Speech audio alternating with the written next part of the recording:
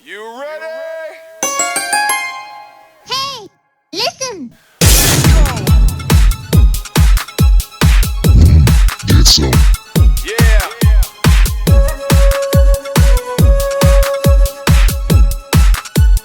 Hey, listen! Good morning, everybody. Welcome back to another exciting episode of Lawrence's Let's Plays. Today, guys, I'm bringing you the final part 4 of my Infinite Magicraid heroes, top 3 heroes within each mark. We've done red, green, and blue. Be sure to you guys check those videos out on the channel. And today, we're going to finish this bad boy off with the Force Mark heroes. To my returning viewers, thank you so much for stopping by. If you are new to the channel, I appreciate you as well for stopping by. Guys, do consider to like, comment, and subscribe to the channel. Become one of Lawrence's legends if you haven't already. Nothing left to say. I'm Lawrence, and let's play. So let's jump on into the gallery. Let's round this bad boy up. Force Mark, Epic, and Legend. And let's see. Epic and Legend for the Force Mark. Number 3. Where is my girl number 3? Here she is. Ja. Ja. I don't know how you pronounce her name. Something like that.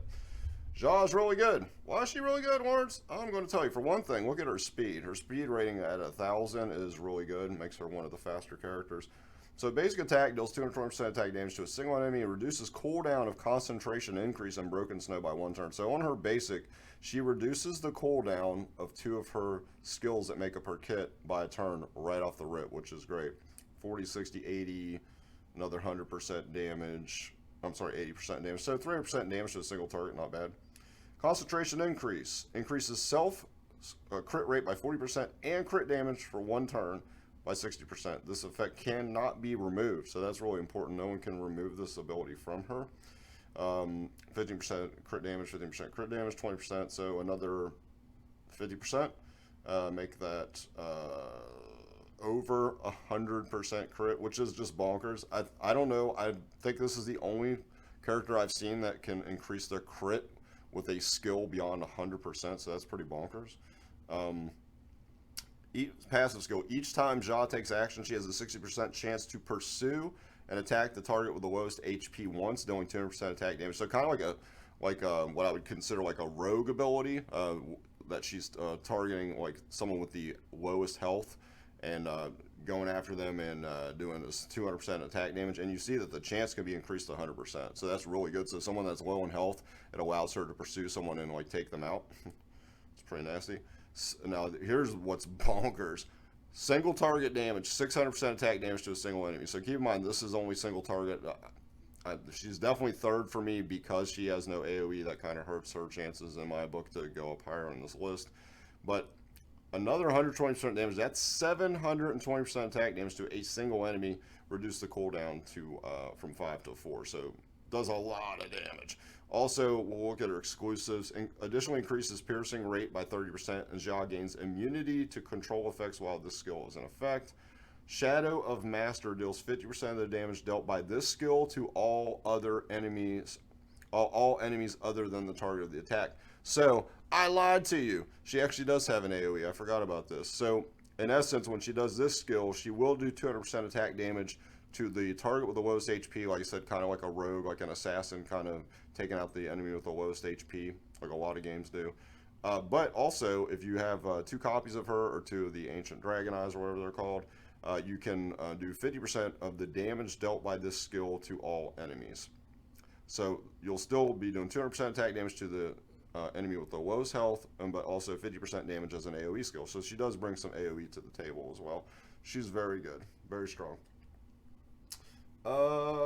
Second, this new guy, this Allahan guy. Let me tell you what, this guy is pretty bonkers.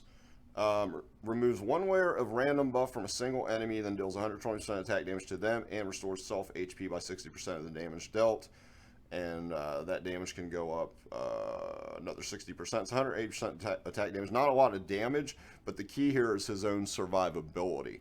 60% of the damage dealt, restoring that to his health is pretty great. And this is what's bonkers. This, to me, is a game changer. For the time I've played the game, again, I'm about a month in, I say this is crazy.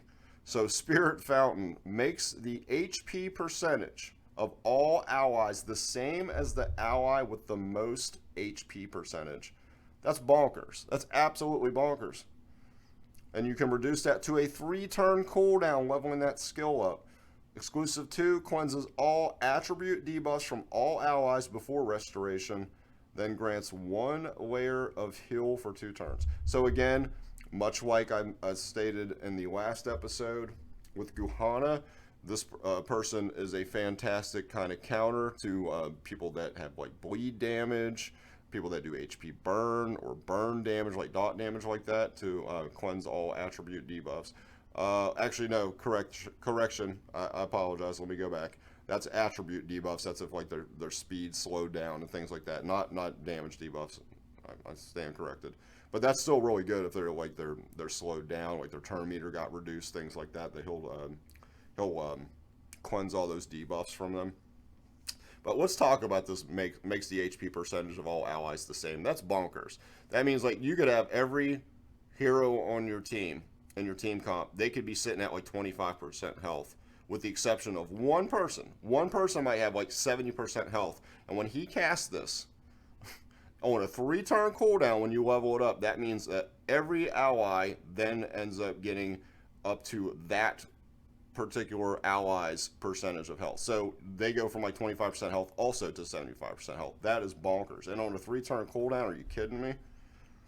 Restores HP by 10% of max HP to an ally and increases their attack by 40% for 2 turns whenever this ally destroys an enemy target's shield when Allahan survives.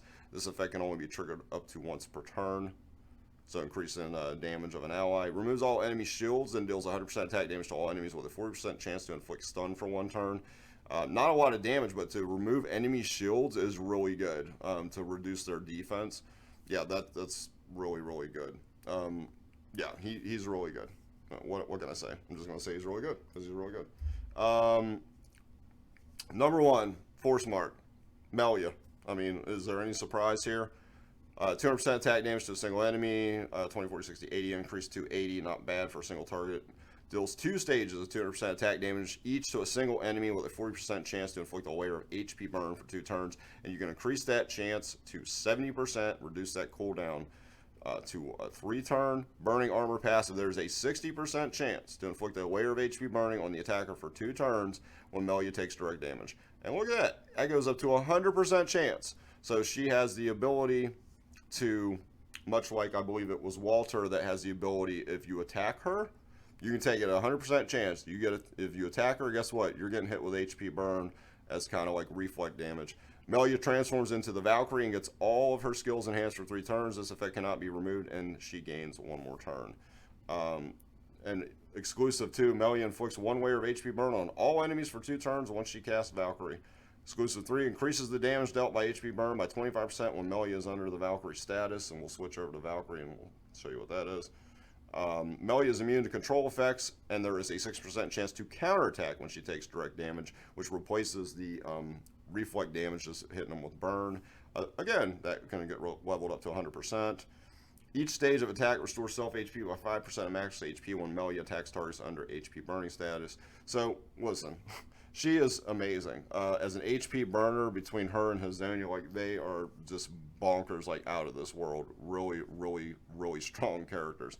And that's it. That's my list, guys. This wraps up this 4-part series, breaking down who I think the top heroes were from each mark.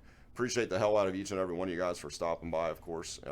Again, do give a big old thumbs up if this content has been helpful to you, so that way YouTube's able to push it out and get this out to as many people as possible, and hopefully help them along their journey as new players as well. Do consider subscribing to the channel if you haven't already. Be sure to leave comments too. Let me know what you enjoyed about this series. Let me know what you're enjoying about my channel as a whole. What kind of things you'd like to see me do in the future, different games, so on and so forth, different video ideas for episodes for this game. Nothing really left to say. My name is Lawrence. This has been Lawrence's Let's Plays, and I am out of here. Take care, everybody, and have a great night.